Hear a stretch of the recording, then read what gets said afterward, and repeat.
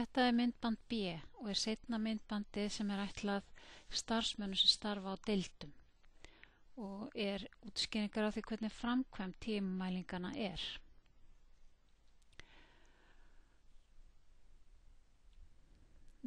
Tímamælingarnar á deild taka 24 tíma eða 1 sólarhring og tímamælingarnar hefjast klukkan 8 að morgni og eru til klukkan 8 næsta morgun og ná yfir 3 vaktir. Við erum ekki að skrá hvað er gert, heldur bara þann tíma sem íbúinn þarfnast í umönnun eða meðferð. Við þurfum ekki að vita að það var farið með hann á klósett, við þurfum bara að vita að það er sjúkraliði sem að sinnti einstaklingnum í 15 mínútur og meðan hann fór á klóstið. Hver starfsmaður fær skeiðklukku eins og sést hérna á myndinni og viðeigandi eyðublöð þar sem hann skráir niður tíman sem að hann sinnir einstaklingunum. Annars vegar umönnunartíma einstakra íbúa og hins vegar sameiginleg störf og deild. Ef við skoðum frekar þessa skeiðklukku þá sjáum við að efst á skeiðklukkunni er takki, miðjutakki, og þetta er takki sem við þurfum að ýta á til þess að velja hvaða virkni klukkuna við ætlum að nota, hvort við ætlum að nota hana sem bara venjulega klukku eða hvort við ætlum að nota hana sem skeiðklukku. Og til þess að nota hana sem skeiðklukku þá þurfum við að kíkja á skjáinn og þið sjáu að þarna lengst til vinstri í rauða hringnum eru stafir AM. Það þarf að ýta á miðjutakkan þangað til að þessir stafir hverfa. Þá er hún tilbúin til notkunar sem skeiðklukka. Aðrir takkar á klukkunni eru split reset takkin lengst til vinstri og þetta er takki til að stilla aftur á 0 eftir að við höfum notað skeiðklukkuna, tekið tíma og við höfum stoppað skeiðklukkuna. Takkin sem heitir start og stopp hægra megin, það er takki sem við ýtum á til að hefja tímamælingu. Síðan vinnum við verkið og þegar verkinu er lokið þá ýtum við aftur á þennan takka og þá sjáum við hvað eru margar mínútur sem hafa verið notaðar í tímamælingu. Og við mælum alltaf, við skráum alltaf tíma í heilum mínútum. Þannig að ef þetta eru 3 mínútur og 20 sekúndur þá skráum við bara 3 mínútur. Ef við höfum mælt 3 mínútur og 40 sekúndur að þá skráum við 4 mínútur. Athafnir sem falla undir það að heita umönnun íbúa. Það er allur tími sem fer í að annast íbúan eða hafa samskipti við hann og þá skráum við þennan tíma á íbúan sjálfan. Við gerum það hvort sem að samskiptin fara fram í einrúmi eða innan annað fólk og síðan skráum við líka tíma sem fer í að vinna verk fyrir ákveðin íbúa og jafnvel þó hann sé ekki viðstaddur.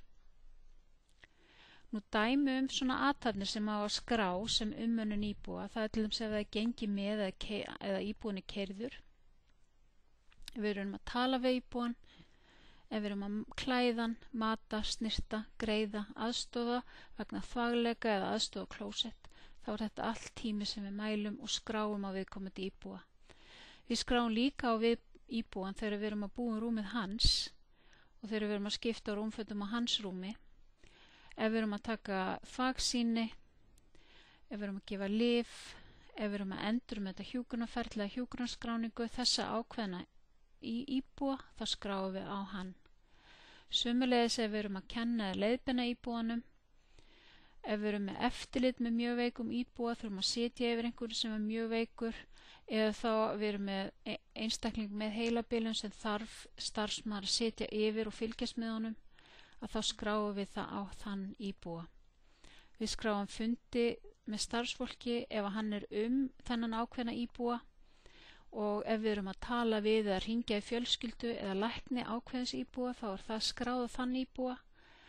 Ef við erum að aðstoða nokkra íbúa við að borða þá tökum við tíman ef við erum að aðstoða svipað mikið hvert og eitt þá tökum við samanlega tíma og deilum svo á íbúa, hvern og einn íbúa.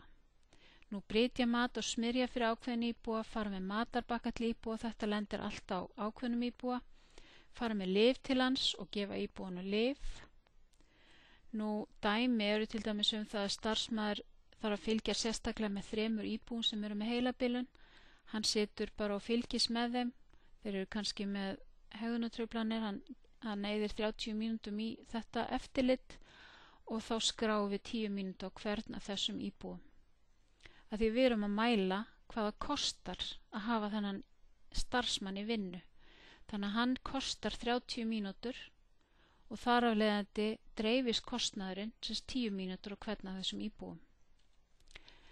Nú, athafnir sem að falla undir sameiginleg störf og deild, þetta eru athafnir og störf sem ekki fela í sér bein eða óbein samskipti við íbúan og þetta er mikið af því sem við köllum rútínuverk og eru nauðsynleg, það þarf nauðsynlega að vinna þessi verk fyrir daglega starfsemi deildarinnar.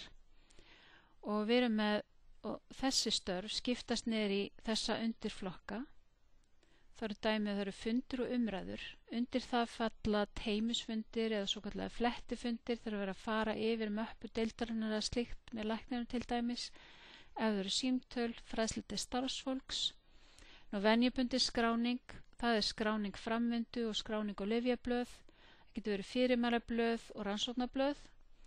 Nú, stjórnun, undir það falla rapport á vaktaskiptum, fundir verkaskiptingu, líka að leiðbeina starfsfólki og þar á meðal líka nýju starfsfólki að það er að kenna nýju starfsfólki og sömuleiðis vaktskrárgerð.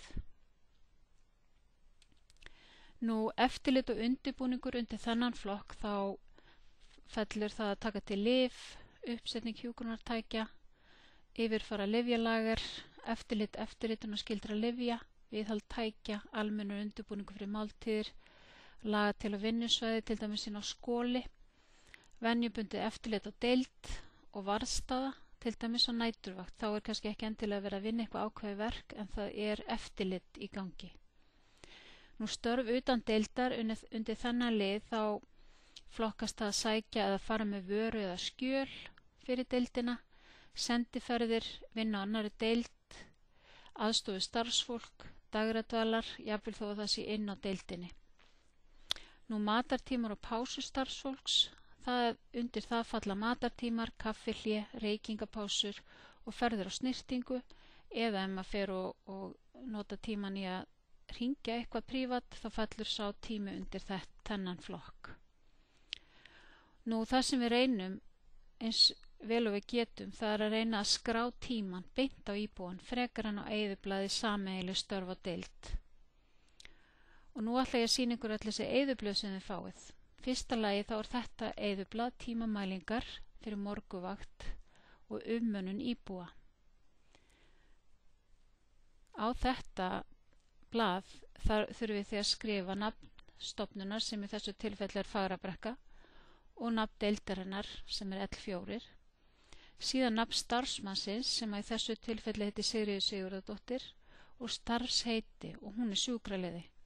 Hún þarf líka að skrá vinnutíma sinn sem er frá 8 til 15:30 og þetta getur verið vinnutími, þetta gæti verið 4 tíma vakt, það gæti verið vakt frá 8 til 12 eða 8 til 1, þarna skráður svo tími sem er til umráða. Og síðan er fyrirfram búið að setja nöfn allra íbúa á þessi eyðublöð, svo sjáu lengst til vinstri, þá er nafn Guðrúnar komið þarna á listan, þetta á að vera þegar komið á listan þegar þið fáið hann í hendurnar og svo Jón. Og ef við skoðum Guðrúnu þá sjáum við það að á tímabilinu milli 8 og 9 morgunin þá hefur Sigríður sinnt Guðrúnu í 14 mínútur. Síðan næsta klukkutíma eftir milli 9 og 10 þá hefur hún sinnt Jóni í 14 mínútur og síðan aftur Guðrúnu í 8 mínútur og svo koll á kolli og þannig skráum maður undir hvern klukkutíma hversu lengi maður er að sinna ákveðnum einstaklingum. Og þarna eru við hugsanlega með lista 10 nöfn af íbúum eða jafnvel 30 nöfn íbúa eftir í hvað deildirnar eru stórar. Og síðan í lok vaktar þá er þetta að færa alla mínúturna sem við höfum sinnt Guðrúnu og það er samtals 46 mínútur og fyrir Jón er það 39 mínútur. Hérna sjáum við líka hluta þessu sama blaði og þetta getur hjálpað okkur að fylgjast með því hvort að við erum að gera rétt. Og í þessu tilfelli er verið að sinna Sigríði, Karli, Jóni, Önnu, Magnúsi, Maríu og Magnu og þarna sjáðu mínúturnar sem starfsmannu hefur sinnt hverjum og einum og samtals á milli klukkan 8 og 9 þá hefur hann sinnt þessum einstaklingum í 60 mínútur og það þýðir það að starfsmann er búin að gera grein fyrir öllum mínútum þennan klukkutíma. Þannig að þarna getum við séð og tjekka okkur af öðru hverju við daginn eru við að missa út einhver tíma yfir þessa klukkutíma. Þannig að ef að til dæmis að hefði ekki verið 60 útkomin heldur 40 þá hefði viðkomandi starfsmaður þurft að fara að hugsa býtu hvað var ég að gera þessu 20 mínútur sem vantar upp á. Nú hérna sjáðu þið 3 svona blöð af því að í sumum tilfellum þá erum við með stóra deildir og við erum kannski með 30 íbúa þá fáið þið blöð með 30 nöfnum og þá eru það kannski 3 blöð og síðan erum við búin að draga niður að það er einhver að 10 mínútur hafa verið notað til að sinna einhverjum ákveðnum einstaklingum og 10 og 5 og síðan erum við með þetta eyðublað. Við förum aðeins aftur yfir í hitt á eftir. En hérna er blaðið til þess að skrá sameiginleg störf og deild og hérna eru allir flokkarnir sem ég taldi upp áðan. Hérna sjáu þið að efst eru fundur og umræður, svo eru venjubundin, skráning, stjórnun, eftirlit og undirbúningur, störf utan deildar og matatíma pásur. Eins og áður þá þarf að skrá hérna nafn stofnunar, deild, nafn starfsmanns, starfsheiti og hvenær hann vinnur frá 8 til 4 eða 8 til 3 og hérna hefur þessi starfsmaður skráð sem sagt 10 mínútur hér í eftirlit og undirbúning og aftur 10 mínútur og síðan 15 mínútur í störf utan deildar og samtals eru þetta 35 mínútur. Síðan neðar eru línur þar sem er hægt að færa af hinum blöðunum. Hérna eru 35 mínútur eins og við tölum áðar, samtalsmínútur í sameiginleg störf. En hérna er A, samtalsmínútur umönnunar íbúa. Þá eru við búin að færa hérna 10 mínútur sem voru á öðru blaði og blaðið B sem var líka með nöfnum íbúa. Færum það hér, 10 mínútur og samtalsmínútur á þriðja blaðinu eru 5 mínútur og samtals gerir þetta 60 mínútur. Þá erum við búin að stemma af, þá vitum við að samtalsmínúturna sem starfsmaðurinn er búin að vinna passar, það er 1 klukkutími 60 mínútur. Og hérna sjáum við aftur tölurnar sem við vorum að færa yfir á hitt blaðið. 10 mínútur, 10 mínútur og 5 mínútur og þetta er þá samtalstími sem að verða að sinna þeim íbúum sem eru skráðir hérna eiga að vera með nöfnin sín hér. Og þannig sjáum við þetta aftur. Nú síðan eru þetta eyðublað sem á bara að liggja inn á vaktherbergi og þetta er blað til að skrá það sem aðstandur gera. Stundum koma aðstandur inn á hjúkrunarheimili og það getur verið eitthvað ákveðið verk sem að þeir taka að sér og þá þurfum við að skrá það. Það er aftur sem skráum þannig nafn stofnunar Fagrabrekka og hérna þurfum við sérst að skrá dagsetningu dagsins sem við erum að gera þannig sólarhrings tímamælingarnar og það er nafn íbúa Sigurður Sigurðarsson og deildin er L4 og það sem að ættingin gerði var að hann tók og burstaði tennurnar af Sigurðar og það tók ætt og hver það var, hver vann verkið, það var ættingi. Við þurfum ekki að hafa þetta neitt nákvæmar, við vildum vita hvort þetta er ættingi eða sjálfboðaliði. Til dæmis ef það vera sjálfboðaliði frá Rauða krossinum þá myndum við vilja vita það. Og síðan er þetta framkvæmt á ættingjanum og hvað tekur það hann langan tíma að bursta tennurnar? Hann er kannski 25 mínútur að bursta tennurnar en síðan þurfum við að áætla ef það væri starfsmaður sem væri að bursta tennurnar, hvað væri hann lengi að bursta tennurnar og við áætlum það að starfsmaðurinn er mun fljótari, hann er 7 mínútur. Þannig að þess vegna skráum við hérna 7 mínútur og síðan tökum við þessa vinnu sem sannarlega þarf að vinna inn í tímamælingarnar og kostnaði við umönnun við Sigurð Sigurðarsson. Nú, það sem við þurfum að gera til að undirbúa fyrir þessar mælingar, það er að sjálfsögðu að horfa bæði myndband A og þetta sem þið eru að horfa núna. og verkstjóri tímamælinganna á þinni stofnun, hver sem það er einhver hjúkrunarfræðingur, mun sýna þér skeiðklukkuna og eyðublöðin þannig að þú getur skoðað skeiðklukkuna og prófað hana, skoðað eyðublöðin líka. Og 10-15 mínútum fyrir vaktina þína þá mun verkstjóran láta þig fá bæði skeiðklukku og eyðublöð, þannig að hann mætir kannski korti fyrir 8 morgunin, þannig að hann sé búinn að láta þig fá skeiðklukku og eyðublöð áður en að vaktin byrjar, þannig að þú getur byrjað að setja skeiðklukkuna af stað á mínútunni 8.